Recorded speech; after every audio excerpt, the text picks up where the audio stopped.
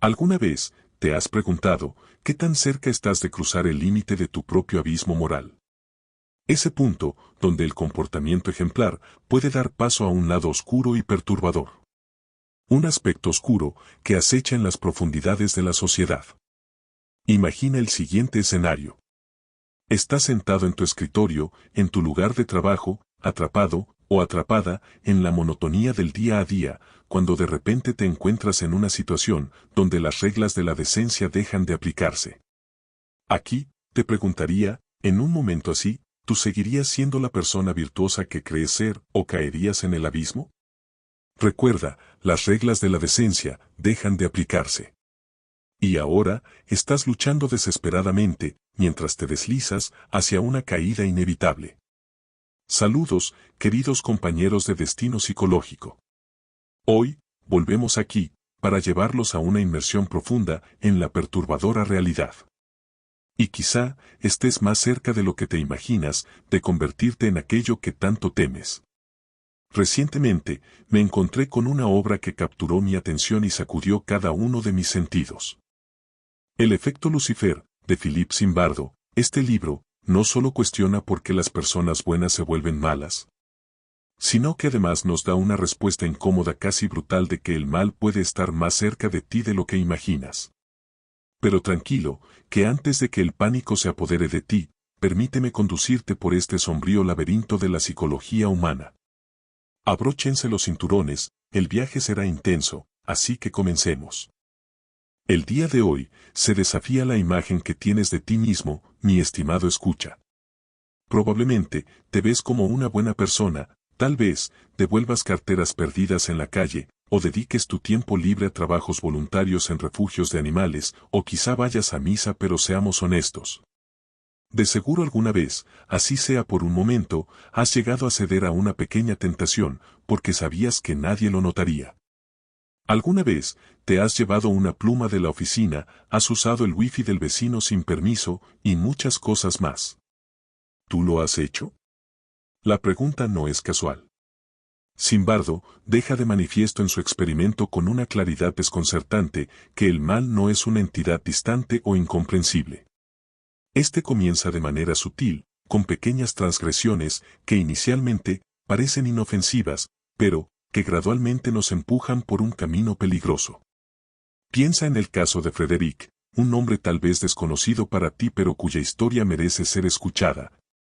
Frederick era un típico estadounidense de esos que crecen jugando béisbol y apreciando el pay de manzana de su madre, sin embargo terminó en una infame prisión en Irak, donde se cometieron actos de crueldad inimaginables contra prisioneros. El detalle impactante de Frederick es que antes de ser enviado allí, era una persona común, sin antecedentes de violencia o tendencias monstruosas.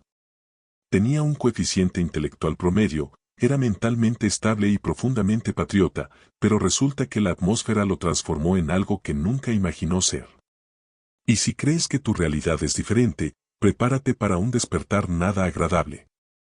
La realidad es que la línea entre el bien y el mal es mucho más tenue de lo que te gustaría admitir. Tal vez todavía te aferres a la idea reconfortante de que eres una persona fundamentalmente buena, pero cuidado. Te ves a ti mismo como alguien intrínsecamente bueno, creyendo que tu personalidad es tan fija como las estrellas en el cielo. Sin embargo, déjame deshacer esa ilusión. La noción de que tu carácter es inmutable es una ilusión. Piensas que tu esencia se mantiene inalterada independientemente de la situación. Esto no es más que una ficción conveniente. Pues aquí te mostramos perspectivas situacionales, un enfoque liberador y aterrador, donde se demuestra que tu identidad no está grabada en una piedra, sino que más bien está escrita en la arena, y siendo constantemente moldeada por el entorno que te rodea. Te crees tan bueno, pero piensa cómo actúas junto a tus amigos de recocha o en tu intimidad, en comparación cuando interactúas en público con tu jefe de trabajo o con un niño. Pregúntate, ¿eres realmente el mismo en ambas situaciones? Claro que no. Ahora vayamos un poco más allá. Imagina que participas en el experimento de Milgram, uno de los estudios más perturbadores y emblemáticos sobre la naturaleza humana.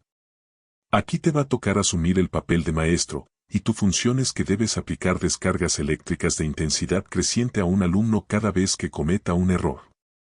Las descargas comienzan leves, inicialmente, pero gradualmente y poco a poco alcanzan niveles que podrían ser fatales, inclusive llegando a 450 voltios. Y lo debes hacer, el alumno grita, y suplica que te detengas, pero tú sigues porque debes hacerlo. La moralidad recuerda que aquí dejó de funcionar y una figura de autoridad vestida con una bata blanca te instruye a hacerlo. Increíblemente, el 65% de los participantes, personas comunes todos, como tú, llegaron hasta el voltaje máximo, y no se trataba de personas sádicas. Eran individuos normales moldeados por la presión de la situación y la obediencia a la autoridad.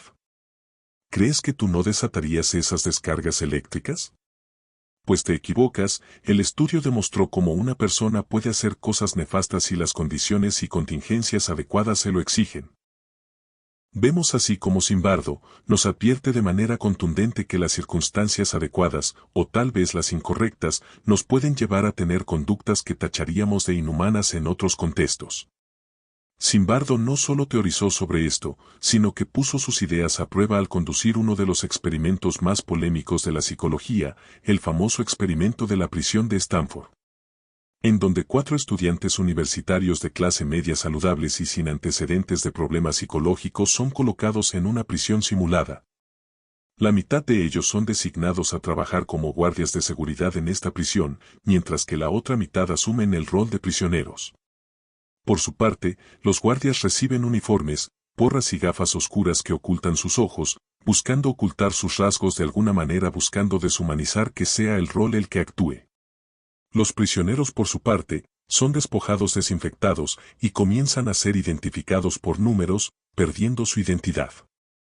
Así, poco a poco, lo que comienza como una simulación pronto se convierte en una verdadera pesadilla psicológica. Los guardias, inicialmente jóvenes comunes y corrientes, comienzan a abusar del poder, obligando a los prisioneros a orinar en cubetas, a desnudarse, e incluso los encierran en pequeños armarios como castigo. Uno de los guardias, que fue conocido como John Wayne, fue especialmente cruel en sus métodos. Recuerden que todo esto sucedió en solo 6 días. 6 días fueron suficientes para que Zimbardo decidiera poner fin al experimento. ¿Y cuál es la lección? Pues básicamente que bajo las condiciones adecuadas, la moralidad humana puede desmoronarse más rápido que un castillo de arena en medio de un huracán. Tan buenos no somos. Tú pensarás que puedes creer que actuarías de manera diferente en una situación como esta, pero realmente no sabes. Dime qué hace que algunas personas, como los guardias de este experimento de Stanford, sucumban al caos mientras que otras mantienen la cordura. Se evidenció que lo más peligroso en esta ecuación es la obediencia a la autoridad, ya sea una persona, una institución o un conjunto de reglas. La autoridad puede llevar incluso a los más éticos a cometer atrocidades. Pero regresemos al experimento de Milgram. Por un momento los participantes no eran personas perversas, simplemente seguían órdenes convencidos de que estaban contribuyendo a un bien mayor.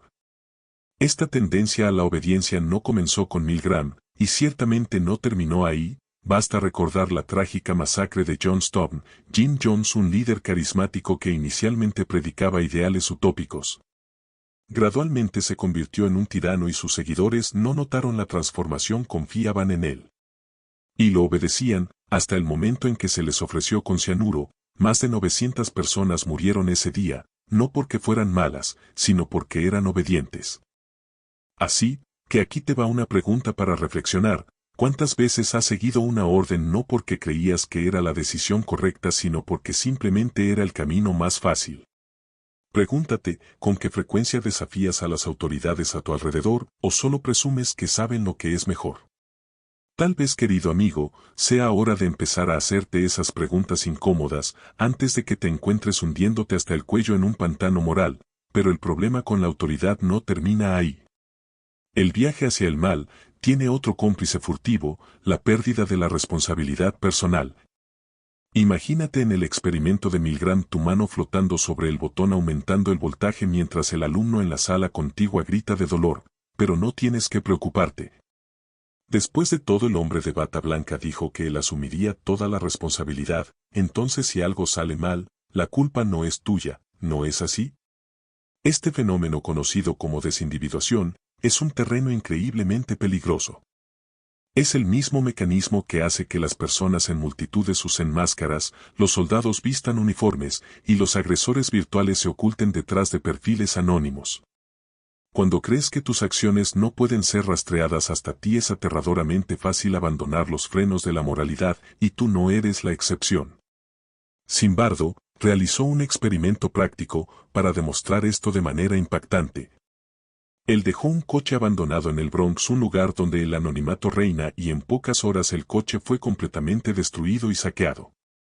En contraste, un coche idéntico fue dejado en Palo Alto, una comunidad más unida, donde las personas se reconocen entre sí. Ahí el coche permaneció intacto como si fuera invisible. Esto sirve como un poderoso recordatorio de que cuando el anonimato entra en escena y la responsabilidad se desvía, el mal encuentra un terreno fértil para florecer. ¿Cuántos de ustedes ocultos detrás de sus pantallas han dicho o hecho algo que nunca harían en la vida real? Es fácil ocultarse, fácil convertirse en alguien diferente cuando nadie te está observando. ¿Pero esa persona en las sombras es alguien a quien te gustaría enfrentar en el espejo?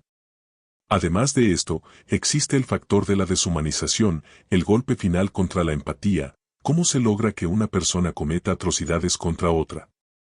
Y la respuesta es simple, convenciéndola de que la otra persona no es humana. Este truco psicológico justificó algunos de los peores horrores de la historia. Zimbardo cita un alarmante estudio realizado por Albert Bandura en Stanford. En él, a los estudiantes se les asignó la tarea de supervisar y castigar a otro grupo con base en sus decisiones. La diferencia es que los castigadores escucharon conversaciones en las que el grupo opuesto fue descrito en términos deshumanizantes, siendo llamados animales y salvajes. Vemos así pues, como esto llamado el efecto Lucifer, acuñado por el psicólogo Philip Zimbardo, describe cómo personas normales pueden cometer actos inmorales o atroces bajo ciertas circunstancias. Desde lo moral, al evaluar los actos humanos desde la perspectiva del bien y el mal. El efecto Lucifer demuestra que el mal no siempre es producto de una naturaleza perversa, sino que puede surgir en individuos comunes al ser sometidos a contextos extremos, presión de grupo, anonimato, deshumanización. Esto desafía la idea del bien y mal absolutos, sugiriendo que el contexto moldea la acción moral. Pero cuidado, la responsabilidad ética, sin embargo, no desaparece. Más bien nos debería obligar a reflexionar sobre cómo crear sistemas que minimicen las condiciones que conducen a estas conductas. Y para saber cómo se dan las leyes de la conducta es imprescindible entender sobre conductismo, ya que desde esta postura se analiza la conducta humana. Podríamos decir que como la respuesta a diferentes estímulos, consecuentes y contingencias.